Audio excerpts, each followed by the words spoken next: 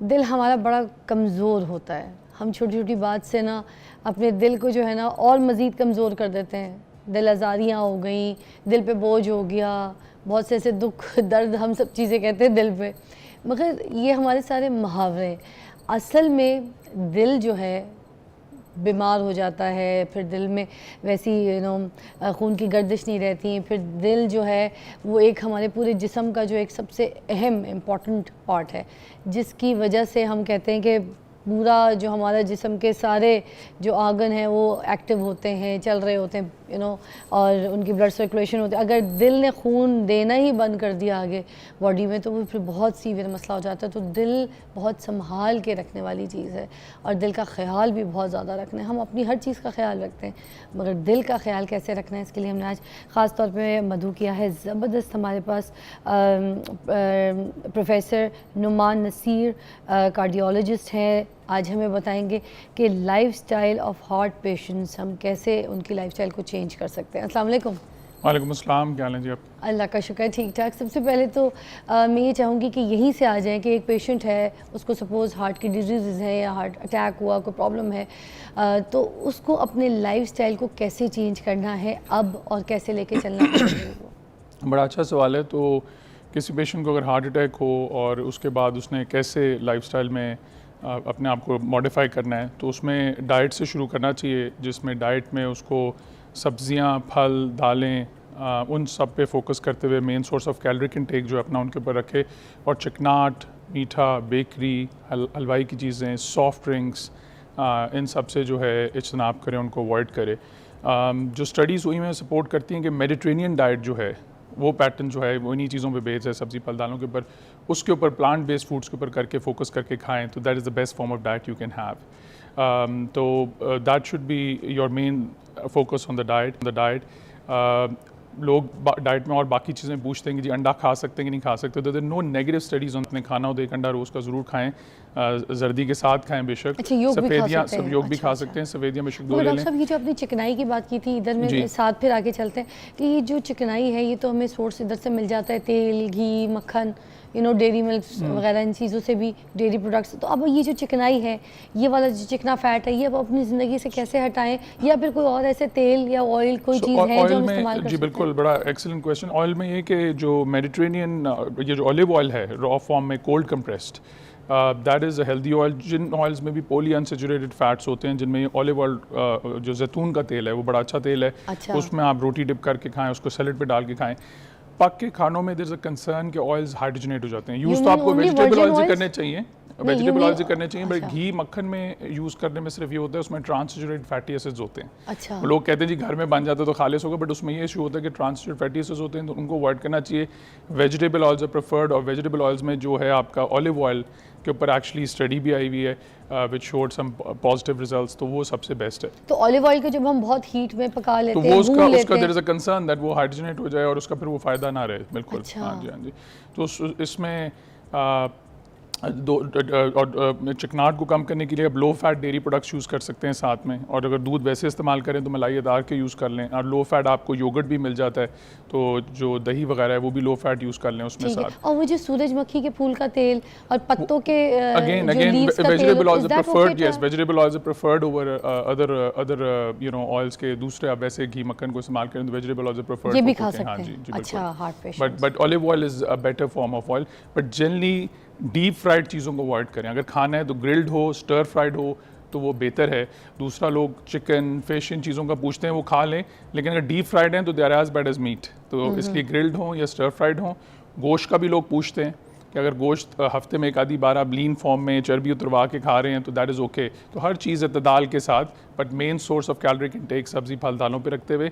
और कुछ लोगों जिनका वज़न ज़्यादा है, अगर उन्हें वज़न कम करना है तो जितनी भी डाइट्स हैं जिनमें वेट लॉस के ऊपर फोकस किया, उन्होंने क्या किया था, कार्बोहाइड्रेट्स को गायब कर दिया था। Keto diet, South Beach diet, Atkins diets, इन सब में क्या फोकस था, कार्ब्स निकाल दिए थे। ठीक है। तो उसमें है कि रोटी, चावल, ब्रेड, मीठा, उसको आप साइड पे कर दें, तो उससे आपका वेट लॉस में भी हेल्प मिलेगी और कैलोरिक इनटेक भी कम रखें अगर आपको वज़न कम करने की साथ ज़रूरत है। तो ये सारी डाइट में चीज़ें जो मिला के सब इतदाल के साथ यूज़ करते हुए करनी है। डॉक्टर साहब, ये इंटरमिटेंट फास्टिंग जो है आजकल बहुत पीक पे है, हर कोई जी, इसको जी, फॉलो जी। कर रहा है। बड़ी से बड़ी बीमारियों का इलाज मैंने देखा इससे हो जा रहा है। तो क्या जो हार्ट पेशेंट्स होते हैं, जिनको हार्ट डिजीज़ होती है, वो भी इंटरमिटेंट फास्टिंग कर सकते हैं? कर सकते हैं intermittent fasting. I personally believe कि ये वैसी जैसे हम रोज़ा रखते जी हैं? बिल्कुल बिल्कुल इसी तरह आई पर्सनली फील कि डाइट वो मेंटेन रखनी चाहिए जो आप लॉन्ग टर्म सस्टेन कर सकें। अच्छा, ये जो आपकी मेजर्स है ना कि आपने कोई डाइट की, उससे वेट लॉस किया हफ्ते के लिए 2 और फिर वो आप दोबारा गेन कर लिए, these weight fluctuations actually long term are not good, some of the studies support. So maintain a diet which you can sustain long term. तो चाहे आहिस्ता आहिस्ता ही कम करें, but then you know you sustain it and adopt it, and so that's why I personally support the Mediterranean diet pattern, और जो American college of cardiology की हैं और a lot of the scientific guidelines also support that. Intermittent fasting के काफ़ी फ़ायदे देखे गए, बट उसको लॉन्ग टर्म सस्टेन करना, कि सारा वक्त फास्टिंग पूरा साल मेंटेन करना, is very difficult thing to do. तो इसलिए आई पर्सनली डोंट रिकमेंड कि लोग वो करते फिरें। जी डॉक्टर साहब, एक कॉल भी शामिल करते हैं प्रोग्राम में। अस्सलाम वालेकुम जी, कौन है? एहसन, क्या सवाल है? जी अस्सलाम। हाँ, मैं डॉक्टर साहब से पूछना चाह रहा था कि वो लोग जिनके दिल के ऑपरेशन हुए हैं या स्टेंट पड़े हुए हैं, बाईपास हुआ है, वो वॉक वगैरह तो करते हैं, लेकिन एक्सरसाइजेज में कौन सी एक्सरसाइजें हैं, एरोबिक्स या दीगर, जो वो एक्सरसाइज कर सकते हैं और कौन सी कर सकते हैं? क्या वेट लिफ्टिंग भी कर सकते हैं? तो जो हार्ट के पेशेंट जिनका ट्रीटमेंट हो चुका है, स्टेंट या बाईपास, उनकी एक्सरसाइज कौन कौन सी कर सकते हैं, इस बारे में ज़रूर बता दी। जी बिल्कुल। कॉल में वो पूछ रहे थे कि एक्सरसाइज अगर आपको स्टेंट वगैरह डल चुके हैं, ऑलरेडी हार्ट पेशेंट है, तो कितनी करनी चाहिए, किस तरह करनी चाहिए। उसमें यह कि अगर आपका रीसेंट हार्ट अटैक हुआ है तो उसमें जनरली हार्ट अटैक के बाद रिकमेंड करते हैं कि 2 हफ्ते take it easy, and after that after consultation with doctor आप एक्सरसाइज शुरू करें। But for most people the exercise that is recommended is, अगर आपके डॉक्टर इजाज़त देते हैं, is half an hour a day at least of moderate intensity exercise. अब लोग पूछते हैं जी मॉडरेट इंटेंसिटी एक्सरसाइज क्या है? वो ये है कि इस तरह की एक्सरसाइज हो आपने गेज करने की मेरे लिए मॉडरेट इंटेंसिटी कि आप जब एक्सरसाइज कर रहे हो तो आप पूरे जुमले में बात कर सकें, सांस चढ़ाओ, लेकिन इस लेवल का सांस चढ़ाओ कि आपका पूरे जुमले में बात कर सकें। तो you know which is like a brisk walk, वो कर ली, या कोई भी एक्सरसाइज जो आपको पसंद हो, बट हरकत में बरकत है। अच्छा। इसलिए आपने मेंटेन करनी है उस लेवल की एक्टिविटी मॉडरेट इंटेंसिटी की, आधे घंटे के लिए प्रेफरेबली डेली। और उसमें अब यह है कि आपके पास डिफरेंट वॉचेस और डिफरेंट डिवाइसेस हैं जिसके जरिए इवन फ़ोन आपको स्टेप्स बता देता है। तो आप अपने स्टेप्स काउंट कर लें कि try to get at least 7000 steps, वरना मिनिमम 4000 स्टेप्स तो अचीव करने की कोशिश क्या वो करें। घर के अंदर भी चल फिर के तेजी से? एक्टिव करके मैं देखता हूँ लोग जिम आ रहे हैं जी, कि ढूंढ रहे हैं जगह जो सब जिम के दरवाजे के साथ मिल जाए। वॉक कर लें आप थोड़ा सा, अगर जिम में you know try to find ways to actually exercise and be active. ठीक है। तो जितना भी रह सकें अच्छा है। बल्कि कुछ लोगों को जब हार्ट कमज़ोर होता है तो लोग डरा देते हैं, आपने हिलना नहीं, मूव नहीं करना। नहीं, जितना आप कंफर्टेबली मूव कर सकें, एक्टिव हो सकें तो करना चाहिए। बट अगेन अपने डॉक्टर से कंसल्टेशन के बाद, स्पेशली अगर आपका फ्रेश हार्ट अटैक हुआ है, तो उसके शुरू के फेज़ में हम कहते हैं कि 1 to 2 वीक्स में आप रेस्ट करें, डिपेंडिंग ऑन आपके हार्ट मस्कुलर डैमेज कितनी हुई है और उससे आप किस तरह रिकवरी दिखा रहे हैं। But for generally all commerce I think exercise जो है half an our moderate intensity you know daily कोशिश करें करने की। और रेजिस्टेंस ट्रेनिंग भी थोड़ी बहुत अगर कर सकें तो करें।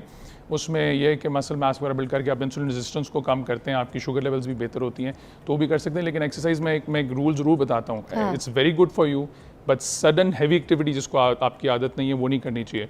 मैं जब यूएस में जब काम करता हूँ, आई नो पहली स्नोफॉल में जब यू पेन वगैरह में था, उधर स्नोफॉल काफ़ी विंटर्स में जब कभी होती थी, तो मुझे पता था पहली स्नोफॉल पे आज लोग हार्ट अटैक के साथ मेरे साथ आएंगे। सारा साल एक्सरसाइज नहीं की हुई और एकदम स्नो शवलिंग शुरू कर दी अपनी ड्राइवेज को क्लियर करने के लिए। तो सडन हैवी एक्टिविटी जिसकी आदत ना हो वो नहीं करनी चाहिए, कि एकदम हैवी फर्नीचर उठा रहे हैं, स्प्रिंट मारे हैं और एक्सरसाइज रेगुलर की नहीं की हुई, तो that can actually cause a plaque rupture और cause a heart attack. So exercise very important, regular करनी चाहिए, बट सडन हैवी एक्सरसाइज को अवॉइड करना चाहिए। डॉक्टर साहब, जो हार्ट डिजीज पेशेंट होते हैं उनके बारे में बताइएगा कि क्या उनको हार्ट अटैक कम आता है, उनका खतरा कम होता है अगर कोई ऑलरेडी पेशेंट है हार्ट डिजीज का? नहीं, उनका ऑब्वियसली जिनको ऑलरेडी इवेंट हुआ हो उनको दोबारा रिकरेंट इवेंट का रिस्क ज़्यादा होता है आम बंदे से डेफिनेटली, क्योंकि उनमें ऑलरेडी हार्ट डिजीज़ मौजूद है, तो इसलिए उनमें काफ़ी यू नो दोबारा रिकरेंट इवेंट का होता है। इसलिए उनमें एहतियात एक जिसको कहते हैं सेकेंडरी प्रिवेंशन आप कर रहे होते हैं, तो उनमें एहतियात बहुत एग्रेसिवली करनी होती है ताकि दोबारा इवेंट ना आए।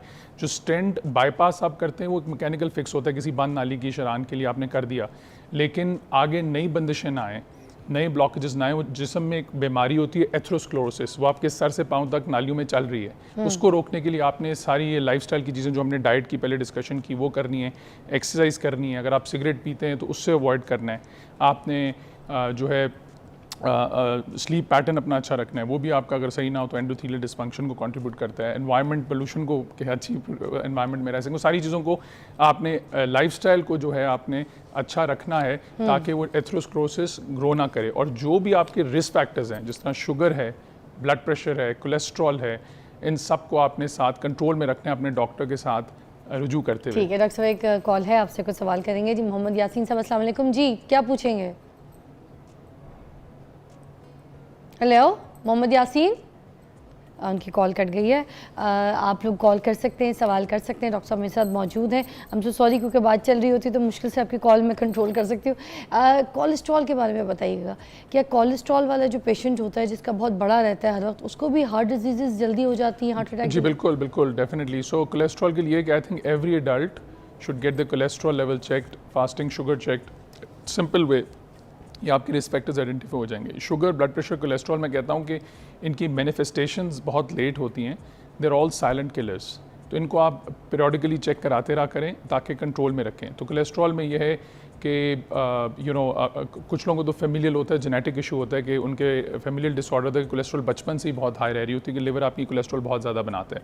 तो अगर वो बहुत हाई लेवल पे हो, जिस तरह हमारी LDL 190 से भी ज़्यादा है, तो उसमें फ़ौरन आप एग्रेसिव कोलेस्ट्रॉल की दवाएं शुरू कर देते हैं। बाकी लोगों के लिए 40 एंड अबव के लिए रिकमेंडेड है कि आप अपना 10 ईयर रिस्क कैलकुलेट करें और उसकी बेसिस पे द डिफरेंट फार्मूलाज हैं, स्कोरिंग मैकेनिज्म है जिसके जरिए आप कर लेते हैं। तो उससे आपको अंदाज़ा हो जाता है कि इसका 10 साल का इतना हार्ट अटैक का रिस्क है, तो उसकी बेसिस पे आप डिसाइड कर लेते हैं कि इस बंदे को कोलेस्ट्रॉल की दवाई देनी है कि नहीं देनी है।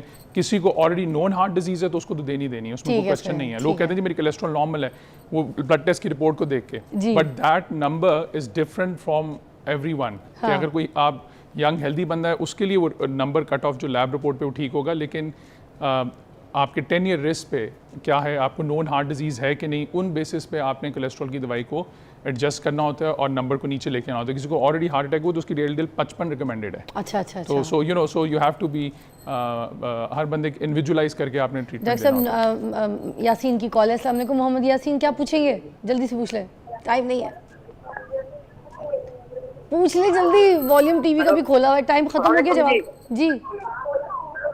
तो पीछे मैं भी बोलने जा रही हूँ, बादशाह भी बोल रहा है, जल्दी बोलिए। दूसरी बार कॉल किया मगर टीवी का वॉल्यूम आप ब्रेक में बता दीजिएगा, मैं ब्रेक ले लेती हूँ, ठीक है। और डॉक्टर साहब बहुत बहुत शुक्रिया आपकी तशरीफ़ आवरी का, बहुत अच्छी तरीके से आपने हमें समझाया।